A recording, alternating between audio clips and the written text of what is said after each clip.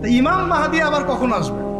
আমরা তো বুঝলাম ইমাম মাহদী আসবেন তারপরে দাজ্জাল, তারপরে ঈসা আলাইহিস সালাম, তারপরে খেলাফা, এই তো। তাহলে ইমাম মাহদী আবার কখন?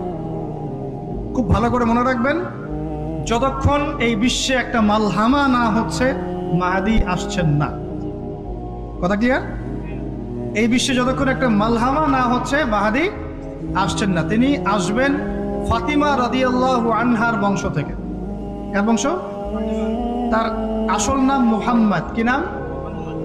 তার নাক উঁচু, নাক একদম উঁচু খাড়া, কপাল চওড়া, চেহারার গড়নটা আমাদের নবী সাল্লাল্লাহু আলাইহি ওয়াসাল্লাম। তার বাবার নাম হবে আব্দুল্লাহ, তার মায়ের নাম হবে আমিনা। তিনি দায়িত্ব নিতে চাইবেন না, তিনি দায়িত্ব নিতে চাইবেন না। তিনি দায়িত্ব না নেওয়ার জন্য মদিনা থেকে পালিয়ে মক্কায় চলে আসবেন। ভয়ে আমাকে দায়িত্ব দিও না, এই ভয়। ও তিনি আরবি ভাষায় কথা বলবেন, বাংলা ভাষায় না। এই কাবা ঘর যেটা আমরা তাওয়াফ করি, এখানে যে হাজারে আসওয়াদ আছে না, আর এই যে হাজারে আসওয়াদ আর মাকাম ইব্রাহিম, এই দুটো জায়গার মাঝামাঝি মানুষ তাকে চিনে ফেলবে, এই তো মাহদী। তার হাতে মানুষ বয়াত নেবে 313 জন। কতজন? ওই তালুত বাহিনীতে 313, বদরও 313, এখানেও 313। এবার শুরু হবে আসল খেলা। এবার প্রথমে ওই আরবেরই একটা গোত্র বনু কালব। কোন গোত্র? এই বনু কালব এই ইমাম মাহদীর বিরুদ্ধে যুদ্ধ করবে, আর মাহদী এই যুদ্ধে জয়লাভ করবেন ইনশাআল্লাহ। তারপরে সিরিয়া, শাম থেকে, শাম মানে শুধু সিরিয়াই না, ওই পুরো অঞ্চলটাই শাম, ওখান থেকে একটা দল আসবে এই মাহদীর সাথে যুদ্ধ করার জন্য। আল্লাহ পাক তাদেরকে মক্কা মদিনার মাঝখানে বাইদা নামক জায়গায় ধসিয়ে দেবে।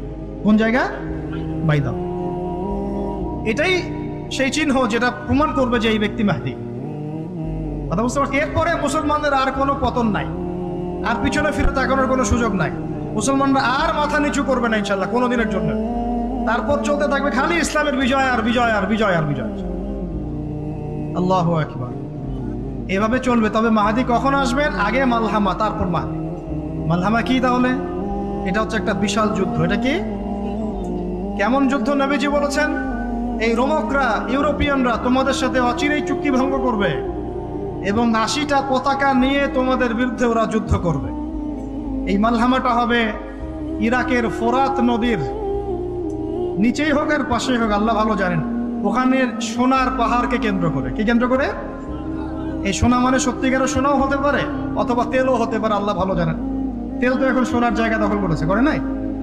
এই বিশ্বে তো সোনা চলে না, কি চলে? তেল। তো এটাকে কেন্দ্র করে যুদ্ধ হবে। নবীজি বলেছেন ওই যুদ্ধে এত ভয়াবহ হবে যে 100 জন যোদ্ধার মধ্যে 99 জনই মারা যাবে না। একটু মাথা খাটান যে এমন কোন যুদ্ধ কি হয়েছে পৃথিবীতে যেটাতে 100 জনের মধ্যে 99% মারা গেছে? তার মানে এটা হয়নি এখনো। আর একটা যুদ্ধে এত % মানুষ কিভাবে মরতে পারে? যদি সেটা ঢাল তলোয়ারের যুদ্ধ হলে কি মরতে পারে? নিশ্চয়ই এমন কোন অস্ত্র সেখানে প্রয়োগ করা হবে যাতে একাধারে অনেক মানুষ তাড়াতাড়ি মারা। এটা এই অস্ত্র এখনকার যুগের কি অস্ত্র? নিউক্লিয়ার ওয়েপেন্স হতে পারে, হতে পারে যদি এই যুগে সেটা হয়। আর যদি আল্লাহ পাক এটাকে আবার পূর্বের অবস্থায় নিয়ে যান, সেটাও হতে পারে, আল্লাহ ভালো জানেন। আমরা এটাকে ইন্টারপ্রিটেশন বলছি, এটা সঠিক হতে পারে, বেঠিক হতে পারে, অ্যাটলিস্ট একটা ধারণা তো পাচ্ছি। তারপর এই ইউফ্রেটিস নদীর এই সোনার পাহাড়কে কেন্দ্র করে এটা ঘটনা ঘটে। আল্লাহ নবী আরো বলেছেন সাল্লাল্লাহু আলাইহি ওয়াসাল্লাম, মুসলমানরা, আমাদের কথা বলছি, মুসলমানরা তোমরা যেন সেখানে হাতও না বাড়াও। কোনো মুসলমান যেন ওই সোনায় হাতও না বাড়ায়, মানে ওই দিক থেকে আমরা যেন সম্পূর্ণ মুক্ত থাকি। ওরা মারামারি করে শেষ হয়ে যায়। বিশ্বটা হয়তো সংক্ষিপ্ত হয়ে আসতে পারে যদি এরকম কোনো ম্যাসিভ নিউক্লিয়ার যুদ্ধ হয়ে যায়, যেটার আশঙ্কা অনেকেই করেন।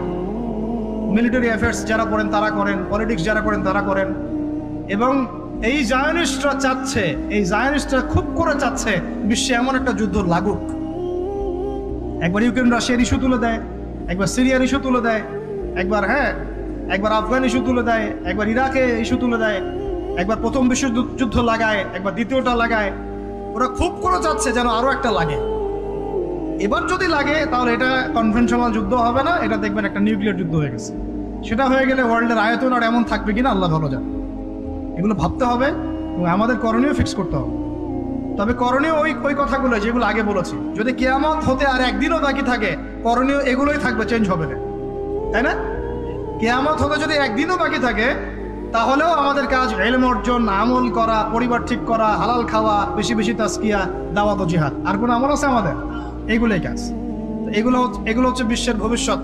আল্লাহ রাব্বুল আলামিন আমাদের সবাইকে এই বিষয়গুলোর জন্য প্রস্তুত থাকার তৌফিক দান।